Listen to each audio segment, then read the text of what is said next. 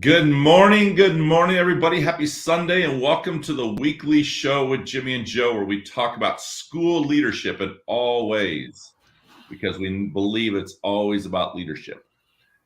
If you get a chance, we hope you'll subscribe to our YouTube channel for the weekly show with Jimmy and Joe. We have past week episodes on there, so if you want to catch up to some of the initial ones, that would be great. And thank you for checking in again with us this morning. We look forward to spending the next hour with you. Good morning, Joe Sanfilippo. Hour? What are we talking about? The full hour? We're gonna fill the full hour today? Well, we could try, buddy. You know how it is. We'll do our very best. I don't know. Fantastic. Yeah, that's great. I'm all for it, man. I'm all for it. So it's nice Sunday morning in Wisconsin. It's not awful in terms of cold. It was actually nice yesterday. It was raining, but it was like 40 degrees, which is crazy. I almost went outside in a sweatshirt. I know, it's beautiful. So, hey, look, I see we got some people already jumping on this morning. If you don't mind, there you go. Thank you, Amy. If you want to share who you are, what your position is, or what your role is in schools, and where you're coming to us from this morning. Central Texas is on the board. Good morning. All right. Yeah. Central Texas. Joe, I saw this morning, Stephanie was talking about some chorizo con huevos y tortillas de harina. Yeah, I just don't. So when people come on and or tweet you out and they say that they want to have lunch or dinner or even breakfast with you, all I want to tell them is just make sure you eat before you go, because there at no point have I ever had a conversation or had a meal with you where you haven't stolen my food. Hey. I've gotten to that point where I've just said, hey, so what do you want? Because I want to make sure that if I'm really invested in the meal and I'm really into the meal and I'm going to get that meal stolen from me, then I'm going to feel worse than if I just say to you, look, just get what you want and I'll start eating and then you can eat the rest of the food for me. That's fine. Whatever you need to do. Joe, it's been Tell worse. me I'm wrong. First of all, tell me I'm wrong. Tell me I'm wrong. I will not tell you you're wrong, Joe, but it gets even worse. I have to tell you, I have to. One time I was at a restaurant with Tequila, and I saw the guys next to me whose plate he was eating. It looked really good, and I asked him if I could try it, and he let me. And you did not. No, you didn't. No, you didn't. Nobody does that, Jimmy. Truth, though. Are you serious? You asked somebody else if you could try their food at a different table. I because there wasn't a lot of selections and it looked good and I wanted to try it before I ordered it, and yeah, it was delicious. So I bet you it was great. Really good friends, and we became really good friends. As you of course you did. Yeah, you're such a liar. Did you pay for his meal? I should have, and I did not. Oh, but you didn't. Okay, so you didn't take that opportunity to actually impact somebody's life. You just took from them. Okay, that sounds about right. That's leadership right there, Jimmy. It's all about you at that point. Leadership. Hey, but I'm going to own it. I did not live my excellence in that moment. I'll tell you that. Hey, Joe, just so you know, if you really want to get some good scuttle, first of all, be careful because Sarah Johnson's on here this morning, and we know we love Sarah Johnson, and she will protect me, so you better be nice to me. But Jenny Blue, good morning to you. And you ready for this, Joe? Nancy Ager Van Herman is on the show this morning, and she is a high school classmate of mine. Good morning, Nancy. How are you? No way. That's fantastic. Yeah, she's a high school classmate of mine. She's awesome. Holy cow. So that's wonderful. Right. Thank you for joining us this morning. So remember, if anyone has a topic this morning that they would like to discuss, just say, hey, I have a topic. I have a problem of practice that I would like to share, something I'm struggling with or something that's happening in my school. We know sometimes it can be a little challenging because we want to remain confidential in our issues. But if you feel comfortable doing it, please jump into the studio with us. Just put it in the chat box there. We'll let you in the studio. And honestly, the more you can talk, the better for Joe and me. We're just being honest about that. So I'm just hoping that this morning. If you're struggling with some sort of thing in your building, let's chat about it and let's see if we can kind of work through it with our audience this morning. So. Yeah, and I think that's the best way to do it. If there's things that you got out there that you really want to connect with and talk about, then please make sure that you put them in there, because the more that we can help everybody else in terms of content that you're looking to get either some help with or some just some amplification for or whatever, it's really kind of about how we can help you work through some of these issues. At the same time, if there are things that you really want to celebrate that are going really, really well in your space that you want to make sure that other people know about, then let's talk about that too, because that's a big deal in terms of the work that we do. Michelle threw one in here, and thank you, Michelle. I think you might have thrown this one in before. If it wasn't you, I apologize. But That is a question that popped up here from our last episode. Before we jump into that, Joe, I feel like I have to explain why we did not do the show last week. I'm a little nervous about doing that because for most people know that I'm not a big drama person. I kind of have a private life. I mean, obviously I'm out there, but I don't like share all my world's issues, right? But for those of you who are interested in knowing, I will say this. Literally 7 minutes before we jumped on the show last week, Jimmy Casas said, something's not right. And I decided to go to the ER, and I'm glad I did. So just a reminder, speaking of taking care of ourselves, that's why we were not on the show last week. Joe's like, are you freaking kidding me, Jimmy? The ER, quit being such a wolf. Suck it out. No, tell the real story. No, the real story was usually before the show, you start texting me, hey, where are you? Where are you? What's going on? What's going on? And so this was 7 minutes before I was getting on and getting ready to go. And I started getting a text from you. And I'm like, you know what? And I just honestly, I tossed the phone to the side. I'm like, my goodness, relax. I'm coming. I'll get on. And so I get on in this backstage area and you're like, yeah, we got a problem. I'm like, oh, you should have. Oh, yeah, you were texting me. Okay, I got it. All right. I probably should have answered your text, man. Well, you know, me being around you for an hour a week stresses me out. I can't imagine being around you all the time. So, of course, you went to the ER. That makes perfect sense to me. Yeah, it's a reminder, people, don't mess around. If you're thinking something's not right, trust your gut and take care of yourself. So, anyway, that's enough of that nonsense. But having said that, thank you so much, Jill. Thank you. You're awesome. I appreciate it. Jill, thank you so much. So, hey, listen, the question that popped up, Joe, and I think that's a popular one right now, right? People worried about like, hey, how do I ask people to do more right now? I'm just a little worried about that.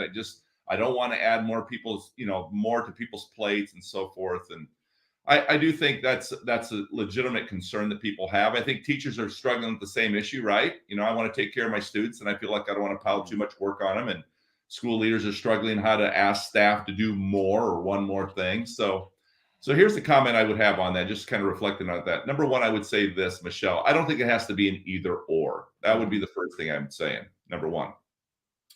Number two, I would say this, is that I still think that people in general want to help. I think people want to be a part of something, right?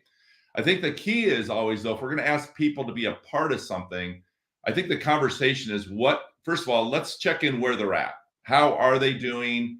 Do they feel like they want to take something else on? Because the reality is everybody's different, right? Some people want to take more on. People thrive in that. People get energized by that. So I think, first of all, it's kind of gauging where they're at as an individual. Mm-hmm. And if they want more and want to be a part of it, that's great. Let's encourage that. Let's support that. But let's partner with them. That's one thing I would say is rather than delegate or ask them to do something, what if we did something together? I think that's always critical. I think there's something to be said about in numbers, right? And numbers is critical. It's also the idea of that collective efficacy, right? That if you bring a group of people together and you focus on a specific topic and you can get that thing accomplished, I think it's energizing. I think it's powerful. I think it creates movement. I think it creates energy. It creates synergy. And so I think we still have to believe that we can come together as a group and make change happen or get something accomplished. And I think that inspires people. I really do. And so I think those are some things to think about. I still think our job is to invite, encourage, and inspire people to want to lead with us. But the idea is to do it together. The next thing I would say is identify a specific focus area. I think sometimes we're kind of all over the place, so we have to be really specific in targeting what is it we want their help with. I think we need to be clear what that's going to look like. In other words, I think people, when they have a timeline and they know exactly how long something is going to last or what their level of commitment is going to be into that, I think that's important, right? Think about committees, right? I think that's one of the things people struggle with committees. It's like it never ends.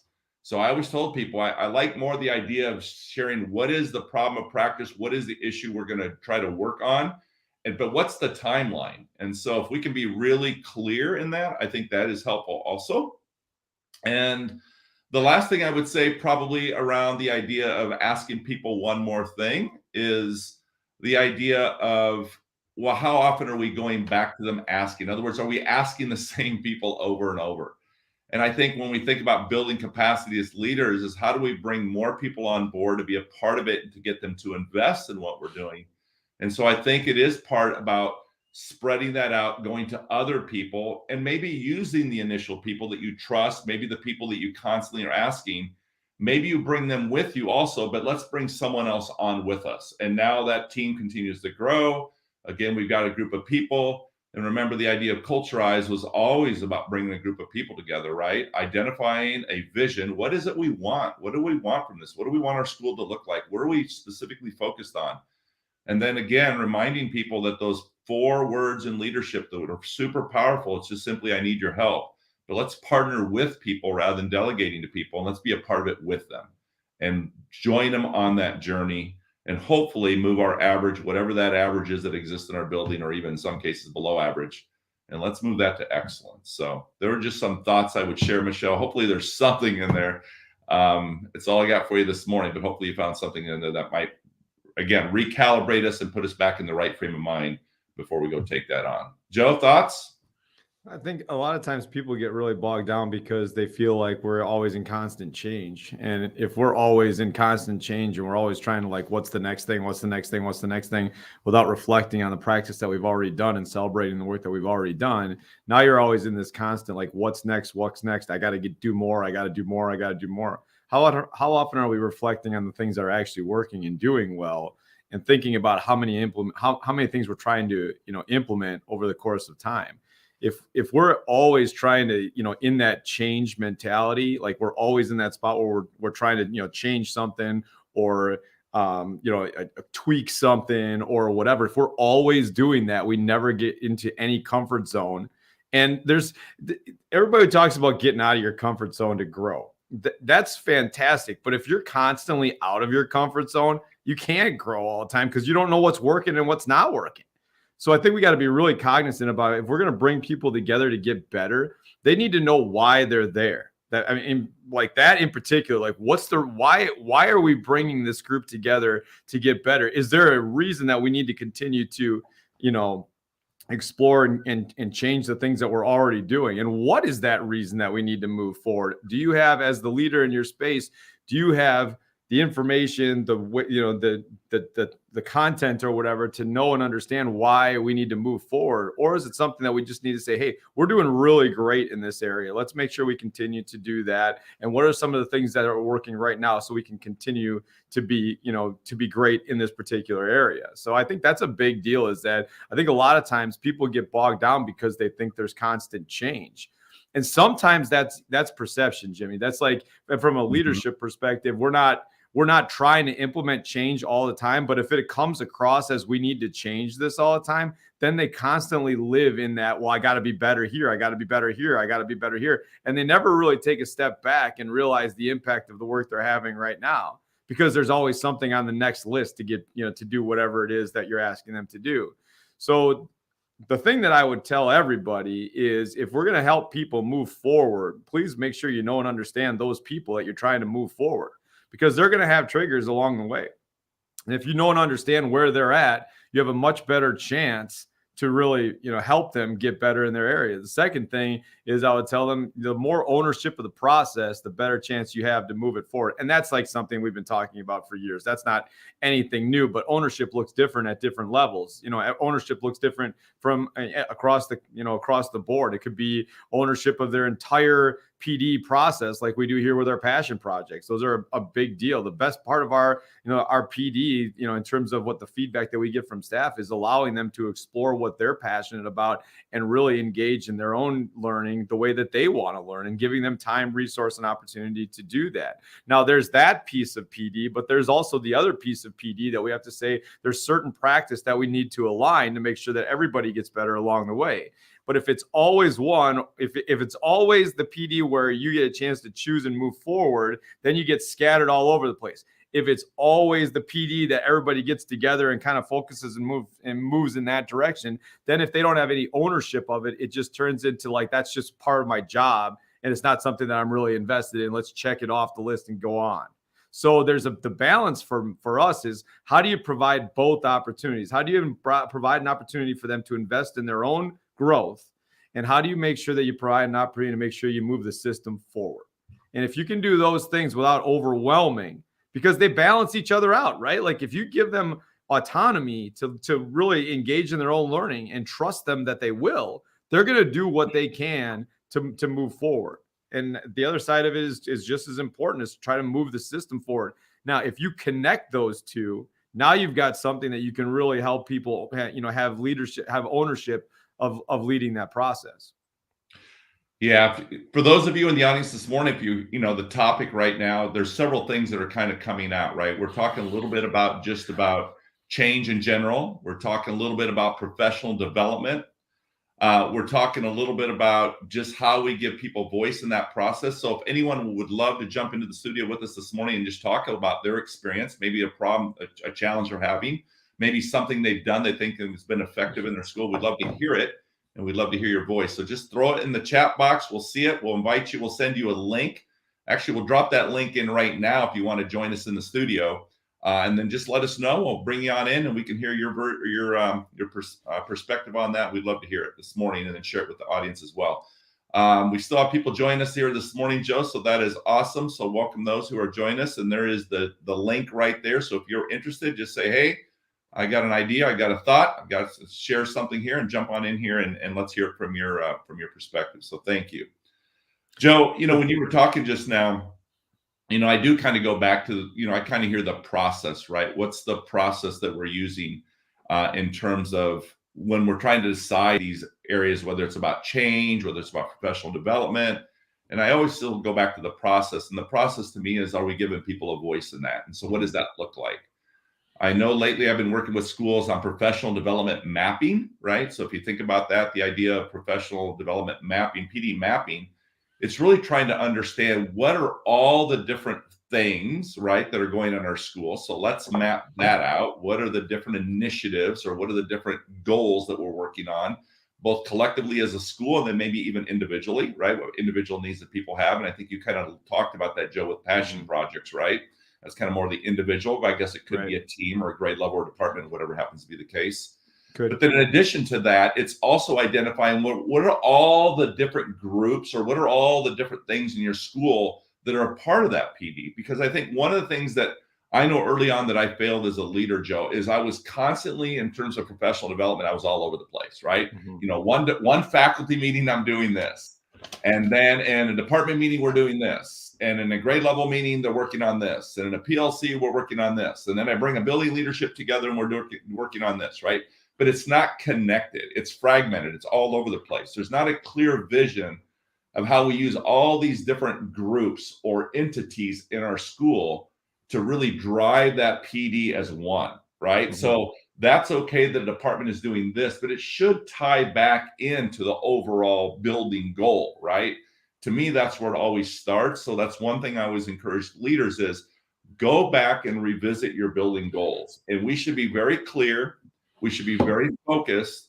And we should really understand how everything we do in our school, when we come together as a group, a grade level department, an individual, whatever, ties back to that goal, right? And so we have to just be really strategic. So I would encourage administrators to map that out. And then I would even map it out month by month, right? Because I think very quickly you will see, oh my God, we're very heavy here. And in this month, we're doing this.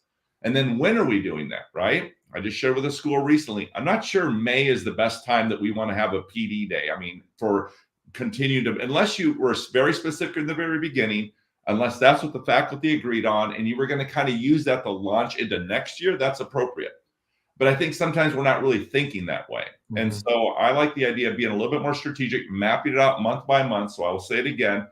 What are your building goals? What is each group working on? So some people do a rotation, right? 1 week they do this, and 1 week they do this, and one early release they do that.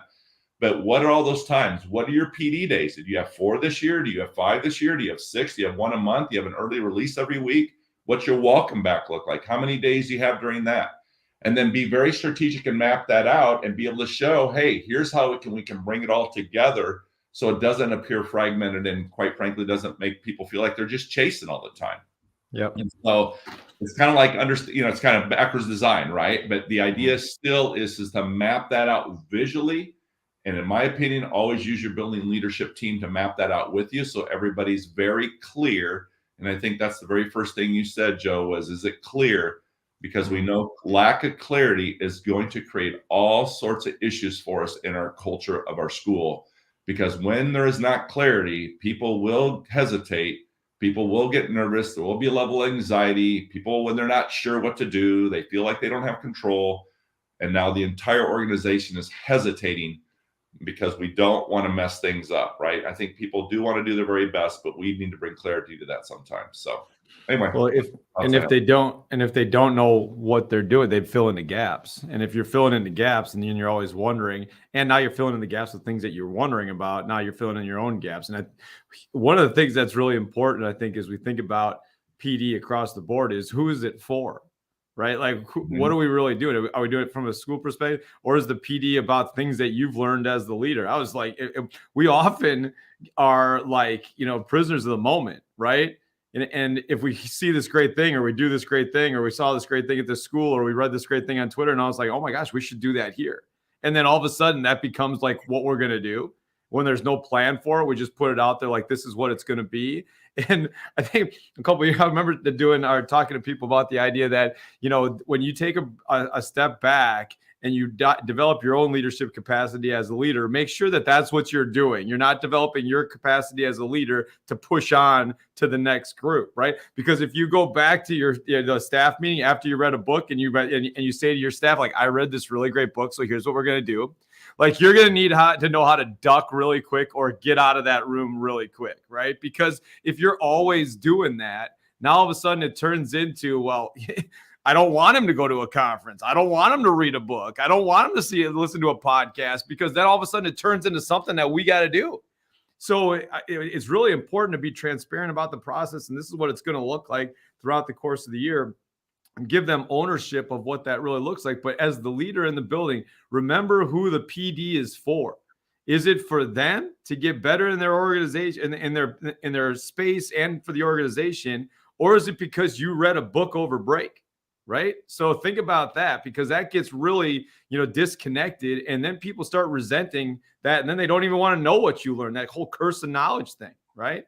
So be careful about kind of what you're doing in terms of how you're moving people forward, but just as importantly, what are we doing to put ourselves in a position to make sure that we know and understand as the leader in the building that there's a personal, professional development for teachers and for staff members as they move forward, and what are we doing to help that process, as opposed to just saying we need to change this within the context of the system.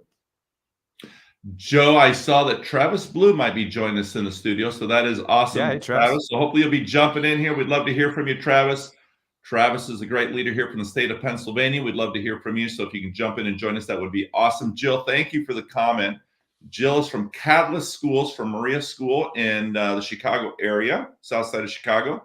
And she posed a question here. So here's the thing, again, it's really interesting, right? First, I'll say this is, what Joe and I are sharing right now, like when I shared, it makes sense to me, right? And then when other leaders, we talk to them, it all makes sense too. So the question comes to me is this: why is it then, if we know these things, why do we still struggle with them, right?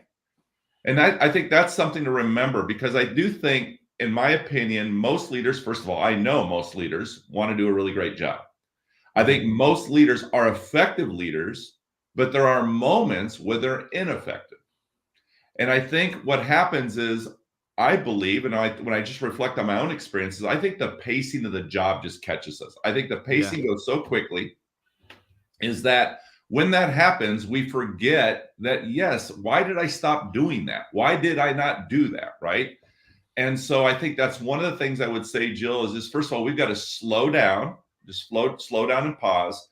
And I still think we go to our people and we just simply ask them, right? Hey, so listen, right? If we have a concern that a planning time is not being used effectively, let's find out why. And I always just go back to the why. We have to understand first from their perspective, why are they not using the time wisely? Are they frustrated? Are they struggling? Are they reaching a level or a state of apathy where they don't believe it's going to make a difference, and so therefore they're not invested? Is it the way we presented it to them? Is it that they have no voice in that decision? So I say just go back to the why first, Jill, to find out and try to understand why people are overwhelmed, why we feel that it's not, and maybe we're misreading it. Maybe they are using it effectively, or maybe we weren't clear again in how we wanted them to use that time. So Jill, I would just say start by having a conversation, sitting down. Remember, share the vision. What is it you want for them, right? We don't want them feeling overwhelmed. We want the time to be effective for them and valuable. So let's just share that with them and then say, hey, so what would that look like? And what do you need from us to make that happen? And what part can I play into being supportive in that? Because that's what we want from you. And see if they can even identify what the real issue is for themselves first. Mm-hmm. If we can get that figured out, then I think you use their voice and let's figure this out together. And that's the last thing I'll say is, I think one of the reasons leaders are exhausted is because we're the ones always trying to figure out what the solution is. People, it's not for us to figure out. It's for all of us to come together and identify what is the issue and what role are we all playing in that, and what can we all do just a little bit different to bring a little bit better version of ourselves to that situation or that issue to hopefully get a better result. Mm-hmm. So I would say to leaders is give yourselves a little bit of grace. You don't have to fix every problem. You don't have to solve every problem, but bring a group of people together and let's just try to become better versions of ourselves. And if we work together, maybe we'll get a better result. And I think that's all we can ask of ourselves and ask of others. People, no way we're going to be able to fix all the world's problems. And I don't think they are ours to fix. I think our job is to bring a better version of ourselves, continue to get better, and I believe we'll always get a better result. So God bless you, Jill, for what you do. I know the challenges are out there, and thank you for allowing me to be in your building again this past Friday. Keep up the great work, my friend. Travis Bloom. Good morning. How we doing? Good job, buddy. Man, what's up, hey, Travis? How you doing, boss? What I love about Travis, people in the audience, I don't want you to think this is all set up. But, man, there's something about three bald guys in a room that just rocks my boat right now. I'm just fired up for this one. Good to see you, Travis. How you been, boss? I'm good. So I was upstairs where Jen and I are going down to Philly today to go see Rent as part of her birthday celebration. Cool. But I just heard the conversation around professional development. And one of the things that I will highlight for our district, what we're doing, because I feel like over the past couple of years, we've been so sporadic with professional development because we've had to pivot so many times with the different things going on with COVID. And it's kind of like, where are we going with all of these things? And like, how do we start getting back to a timeline? And like planning things out for, next year, for the following year. And I really liked what you said, doing professional development in May is really challenging, but I think it's like the perfect opportunity as we get close to the end of the year to really start laying out an action plan about what your professional development is going to look like for the next year, the year after. And I will highlight one of our central office administrators. Her name is Dr. Sharissa Gibson. She's done a really good job of leading our professional development committee that's made up of administrators.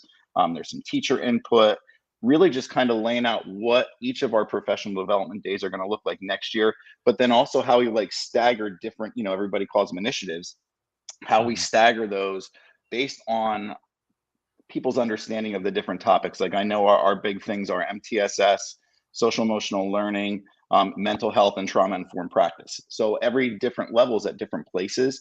And it's like, how do you then meet all those varying needs?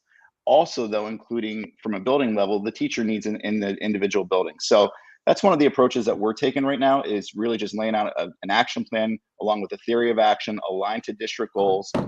And then each building is building their professional development plan based off of our district's plan, which is, for me, I like to see it all laid out. I want to see my faculty meeting dates. I want to see we have grade levels in our middle school, and then along with our district and service days as well. So just like something that we are doing that I really see is going to be effective moving into the next couple of years. We put together plans like 5-year facility plans, right? Or 10-year facility plans or 15-year facility plans. What are we going to update? What are we going to replace? What are we going to, buy? What are we going to get rid of? Like all of that stuff is in a 5-year plan. We just looked at our plan, from on a facility committee, right? How often do we make sure that that's also part of our growth and learning moving forward too? What does it look like in year 1, in year 2, in year 3? And how can we map that out for people so they know and understand that they're not always in this constant change? And it's not built on, circumstance. It's built on continual practice to get better. Because a lot of times I think we build a lot of, new stuff based on the crisis that happens or the thing that happened or whatever. And we got to change everything because something happened. And, that might just be a conversation rather than a complete policy or process change. So what are we doing to kind of adhere to what that looks like over the course of, 2, 3, 4, 5 years, whatever the case may be, just to make sure that we know and understand that this is the direction that we want to go as a group. And if the people who are invested in that conversation, in that practice, have voice in that conversation, in that practice, they're much more likely to make sure that those initiatives get moved forward. And as long as we're not over initiative, putting that in there for them all the time, there's always something new. I think they're going to be much more invested in the process. Travis, here's a couple things I heard you say, and I liked what you said. So I just want to make sure the audience heard that. And I love what, some of the things you shared. First of all, I heard you talk about there's a committee that has equal representation from all groups. Okay. So Dr. Gibson does this and puts this together. Great start there. Second of all, I heard you say this. We look at the district goals. We take a look at our building goals and make sure those are aligned to the district goals. I heard you talk about MTSS, SES, and I believe mental health and trauma informed. And so those all kind of in some ways can really overlap in many ways. They might require different types of training, but certainly all those are encompassed in everything when we're working with children in our schools, and not just our children. In some cases, it might be for our adults as well, right? So here's the question I have for you, because I think this is an area where we still struggle. And that is, so how do you take it from that committee and how do you then bring it back to a building? And what does that process look like to make sure that the people in the building, because remember, we know we have representation, but how do we bring it back and make sure that all people are invested and still have a voice in that process? So therefore, when they go back, they'll actually carry that, with fidelity, right? So talk a little bit about how you do that as a principal. I know I've seen you in action. I believe you're an effective principal, and I think the world of you. So talk to the audience a little bit about how, as a principal, do you ensure you continue to do that? We know it's not a perfect system, okay? And let's remember, people, we can still have good processes and sometimes get the best results we want. We can still do really good things and still have some faculty that wouldn't agree with the way we do it. These aren't perfect systems. And that's one area I think we have to be really careful, is there is no perfect system, people. But there are better ways to do things that it can be more effective and get us better results. And I believe Travis is one of those individuals that's done that, because I've had enough conversations. I've seen enough in action. But Travis, talk a little bit just about how you would do that. So really, it's bringing that action plan back to our building level. And then, for myself, we have team leaders, but also it's going to be, we've been in reactionary mode for the past 2 years dealing with COVID. So now it's time to get talking about instruction, learning, student achievement. And it's really going to be building I don't want to say a new team, but people that are interested in being invested in the professional development and where our building's headed. Having that committee looking at the district action plan, and then bringing it down to the school level and really taking, information from all of our staff. What needs do we have specifically in the area of MTSS? What's our current understanding of trauma-informed practices? And the nice thing about this is per building, there might be different needs. Some of our buildings are going to be starting responsive classrooms. Some of our buildings might be further ahead with the MTSS process than others. And it's really, one, building that knowledge. Where are we at? What do we know? What don't we know? Providing then enough opportunities for that learning for staff members. But then you might have some of your people that are your early adopters that already are doing responsive classrooms, or they know the MTSS process.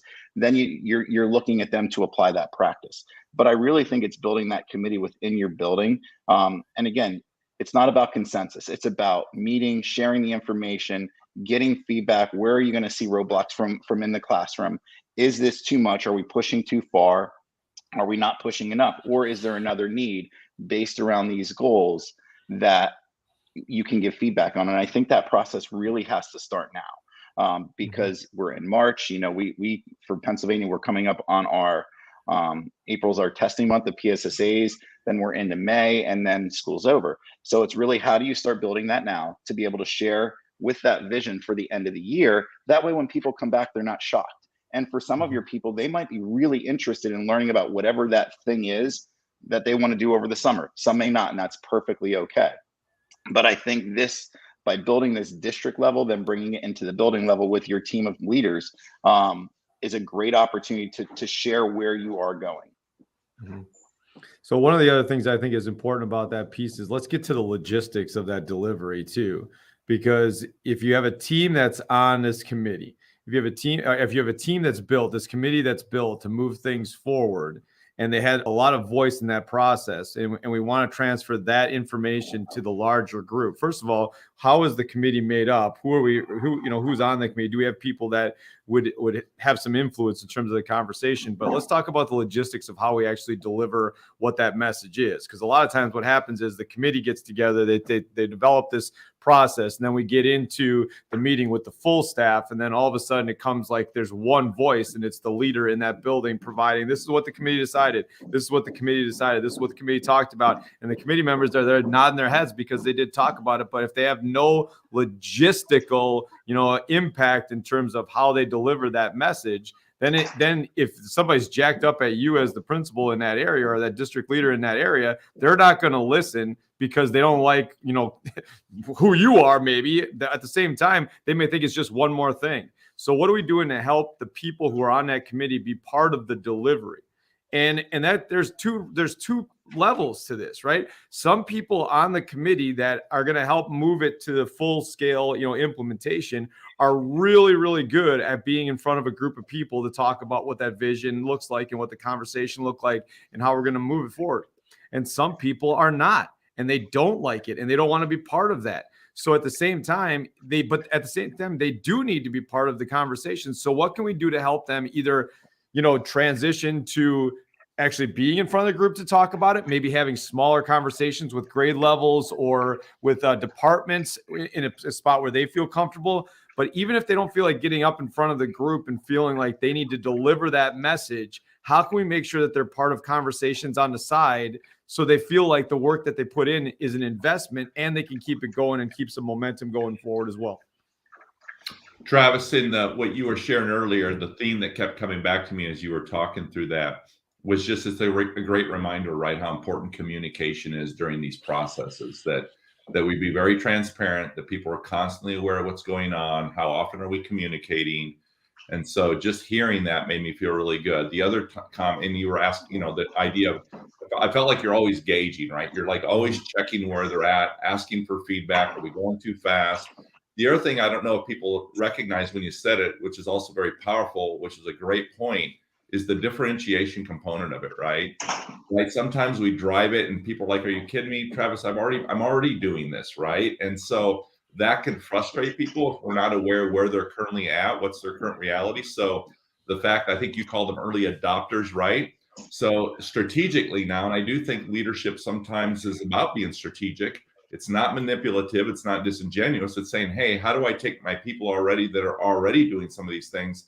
Because at the end of the day, we know that teachers learn best from teachers. So how can we open up our classrooms? How can we create a culture where people do feel comfortable allowing others to come in their classroom, do feel comfortable to sit down and work with a student together to kind of try to model for them, right? They do have this skill set. They've been doing it. And so they feel very comfortable with it.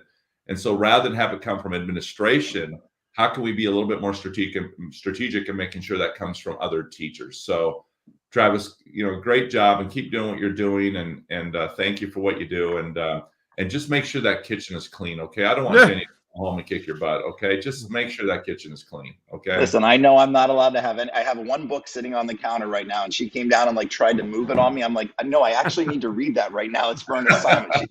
She's actually, yeah. One book.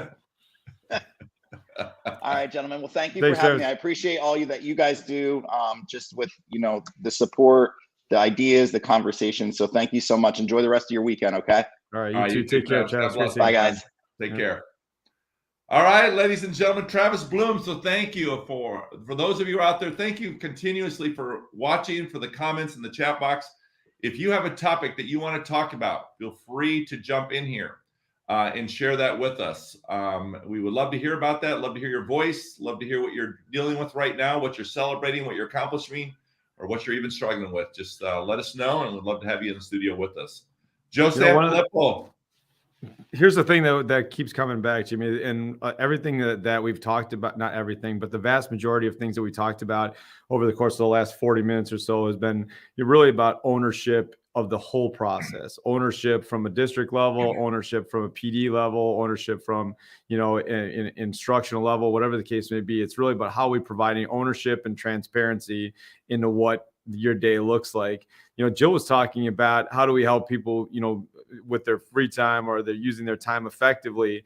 And the thing that I keep coming back to is almost the theme of this whole show so far. And that is like, what's the ownership of that? If we're asking about how do we use planning time effectively, who's defining what effectively or efficiently looks like? I mean, is it us as the leader in the building saying this is what effective planning time looks like? Or have we had a group of people say, well, these are the non-negotiables of what we're really getting done? And sometimes, having people in that moment, sometimes it's just having a conversation saying, how can I help you feel better about the time that you're spending here so you don't feel like you're cycling?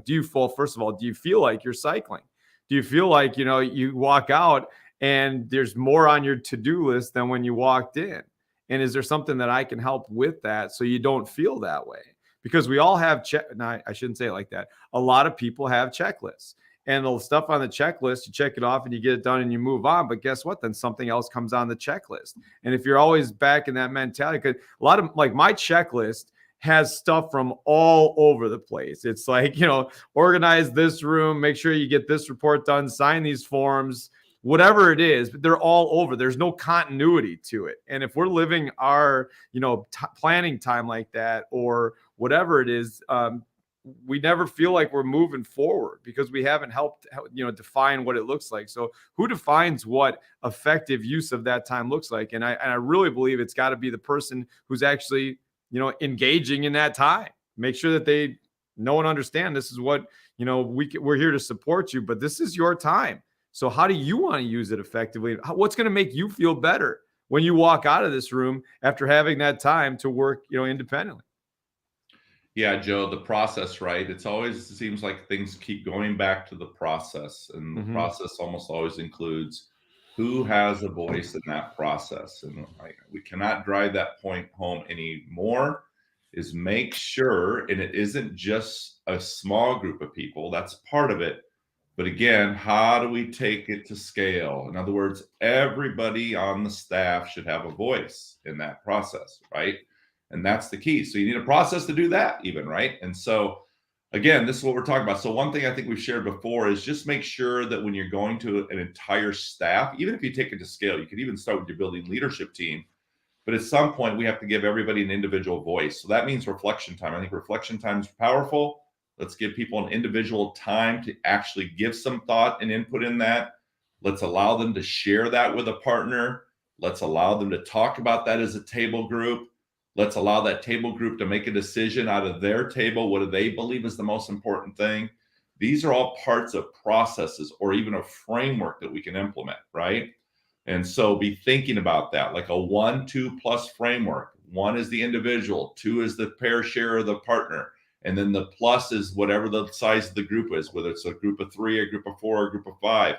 But people need to have a voice and feel empowered to be able to make a decision for their small group, bring it back to the larger group. And if there are several small groups, then we just repeat the process again, right? Where the staff is actually able to be able to have the majority of the voice and what that's going to look like. Now, from a building leader's perspective, one question I always get, Joe, is, but what if there's something that I want to make sure is incorporated as the building leader? And I say, that's fine. You have a right to do that, right? But then you better be very transparent about that. And you better be upfront about that. You can always say as a building leader, here's one thing that's really important to me as a building leader, because at the end of the day, we have to remind our staff that our building leaders are also held accountable sometimes by central office, by other outside entities, that they have a responsibility that to make sure that's happening, but then be upfront about that. So if you believe one thing you think is important or that we're going to have to do, then just say that. Here's one thing we're going to have to do, and here's why. And I think that's always important. Don't just say, here it is, but explain why we have to do it. But the good news is this. We still have a couple other things that we want to make sure we're doing, but I want you to be the ones to help guide that and decide what that's going to be, right? And so again, it's creating that structure, it's creating that framework, and then using a process where everybody has a voice in that. So, and then constantly communicating to that. So that why is critical, the voice is critical, but it's also okay for building leaders to make decisions about things. Sometimes we'll have to, that's part about it being a leader, but then explain why we're making those decisions and why we feel like we have to do that. So individual voice. And here's the cool part. If we can model that as leaders for our staff, Hopefully the idea is that the staff then does the same thing and replicates that in the classroom, because let's be honest, kids sometimes don't have a voice either, people. And so we have to ensure that we're creating a system where the different levels, whether it's the building level or the classroom level, are following some of the same processes and structures and the frameworks, because we want to make sure that everybody in the organization has a voice, not just the teachers, but the principals have a voice. So central office, you have to be really careful that you're modeling that as well and giving principals a voice. Principals, you got to make sure you're giving teachers a voice, and teachers, we got to make sure that we're giving kids a voice. That's a system, because that means all three levels are aligned in their processes and their frameworks and their structures, and they're replicating one another. And that's the only way to create a system. If not, you're going to have all sorts of divisions and all sorts of inequities. And that's really important, not just vertically, but also horizontally. So if you're in an elementary school with three second grade classrooms, is that being replicated across the second grade level? And again, you can still have autonomy. This isn't about taking people's autonomy away. It's about creating a framework. And all the framework is, just remember this, a framework means we're very clear and specific what our expectations is. So if you can kind of imagine a box, right? And so if there's an expectation here in this corner, an expectation here, a corner, and this expectation, you can have those four expectations. But then within that structure is the autonomy. That is where they can do what they do best. But we have to give them some sort of structure. And again, that's the clarity of what we need from them. We don't have to control it all, but we have to give them some sort of guide or some sort of structure so they understand why we're doing this and where we're going with this, and then empower them and give them the autonomy within that structure to do what they do best, right? We want that as principals. Teachers want that as teachers. And guess what? Kids want that too in the classroom. And I think sometimes we try to dictate everything and too much. And I think that's where we lose people sometimes. Yeah, absolutely. Lack of ownership. Then they're just looking for the next thing. And I think if you mentioned if a leader says, I really want to get this implemented, that's fantastic and fine and everything, if that's what you're doing. But if it's that in September, and then all of a sudden you read something and it's that in December, then you read something else or go to a conference and it's that in March, now you're spinning your people through this, buzzword and, shiny new toy. What ends up happening with our shiny new toys is we get this shiny new toy and we look at it, we do the shiny new toy, and we do the shiny new toy, and we do the shiny new toy. And doing the shiny new toy then puts off the other things that we've been doing. And then 3, 4, 5 months down the lane, you're like, oh my gosh, we used to do this really cool thing. We should probably bring that back. And then it takes longer to bring back when it never should have left to begin with. So we got to be really careful about, from not only from a leadership standpoint, how are we making sure that we're not, prisoners of the moment in something that we saw, but let's be real clear. When it comes down to the people in our building too, when they get frustrated, they go looking for answers. And sometimes those answers just come with quick fixes that they saw at one place or on Pinterest or on Twitter or whatever. And then they're like, okay, I'm going to change it because I feel really good about this. And I get really pumped up about it. And then all of a sudden they're like, but I don't have all the stuff for it. So now I need all the stuff for it. And then all the stuff that they were doing gets pushed off to the side because they found this really cool thing on Pinterest. And we got to be really careful about that. And if the thing that I think that's on us as leaders, to be honest, because we haven't provided an opportunity. I've done that here. I know I've done that here before, because when there are gaps in the system, they're going to fill in gaps on their own time. Now they're taking their own time to fill in the gaps that we haven't provided answers to. And so now they're not wasting time, but now they're spending time on the stuff that they didn't really want to, but they're trying to find a fix for it. Right. And then they're going to try to fix it in that moment when at the same time we're asking them to do something else. And all of that's frustrating them. And then they're like, why am I even doing anything different right now? That's why we say, Joe, it always comes down to leadership, right? Yeah, absolutely. And sometimes, we can look at it, in terms of, if we're being really honest, then we all have to own it, right? Mm-hmm. I often say to teachers, is it really a student issue or is it a teacher issue? We can get frustrated with kids, but I think sometimes we have to own that. Principals, is it really a teacher issue or is it a principal leadership issue? And we have to own that. Central office, is it really a principal issue or is that on us as central office? Again, we all are constantly reflecting on that and saying, what role are we playing in this? It's pretty often, or it's very rarely often an all or nothing. Yeah. And I think, again, people do the best they can. And if we're not getting the results we want, then we have to ask ourselves why. And we really have to ask ourselves, how are we helping these people become the best versions of themselves? Nobody's trying to mess this up, right? And we've talked about that before, Joe. So Hey, we've got Amy in the house. She's waiting patiently. Let's let her in the room. And Amy, let's close this deal out this morning so Joe and I can stop talking. So, Amy, what you got to share with us this Hey, Amy, morning? how you doing? Good morning from Central Texas. Oh, Amy, Oh, that's all right. Amy, we're not trying to silence you. We can't hear you though, Amy. Hear you.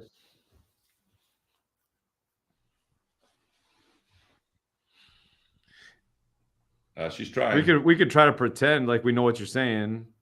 All right, so what you're saying. That's right. There Amy, she is. we're not trying to silence you. We can't hear you though, Amy. No, it's me. It's me in the background. Is this one of those live stream? We got to push to hit the live stream off, or all right. So what you're saying? That's right. There she Amy, is. we're not trying to silence you. It's me. It's me in the background. It's just going over and over. Live stream, right? Yeah, we're just cycling at this point. That's too good. We can talk about. She can just start talking, then we can input the words for her, like Central Texas. So she's looking for the off-season football programs and. Amy, this one happens when we start our day with chorizo and huevos. Right? Yeah. Amy, we're going to let you go because I'm sorry. I know we're having some technical difficulties this morning. We apologize, Amy. Thank you for your comments in the chat box. You're doing a great job there. We'll get it figured out. So, Joe, some closing thoughts here for the audience today about today. Do you have any closing thoughts, words of wisdom, Mr. Sanfilippo? Well, I love the conversation that came back to transparency and ownership, and I am on a constant. I think that's a constant struggle, with leaders and me in particular. Is that I see great things happening, and all of a sudden I'm like, oh, we should be doing that, or how can we change that, or how can we tweak that, or whatever. And when we're in that constant mode of doing that, we're really putting a lot of stress and anxiety on the people who are doing the best work that they can with what we'd asked them to do to this point. So if we espouse to take care of our people, let's make sure that we're doing what our people want when we talk about taking care of them, not what we want when it talks about taking care of people. Joe, I think we're going to close it there because, my friend, you couldn't have said it any better. So thank you. I want to thank the audience for being here this morning. For those of you who got up and joined us, thank you so much. We would love to continue to have you on. So during the week, if you are interested, please reach out to Joe or Jimmy, and we would love to hear your problems of practice. We'll talk about those next week. If you haven't signed up for the weekly show on YouTube, it's the weekly show with Jimmy and Joe. Please sign up for that. We would love to have you be a part of that subscription as well. Please invite a friend and share it out with your friends and colleagues. And hopefully you got something out of the show this morning. If not, well, here's the good news. Joe and I will own that. That's on us, not on you. Thank you, Travis Blue, for being on the show this morning. Thank you, Amy, for trying to be on the show this morning. And until next week, thank you for what you do and continue to do great work because we love you. You know how difficult the job is. Hang in there. And if there's anything that Joe or I can do for you, please do not hesitate to reach out. We will always be here for you.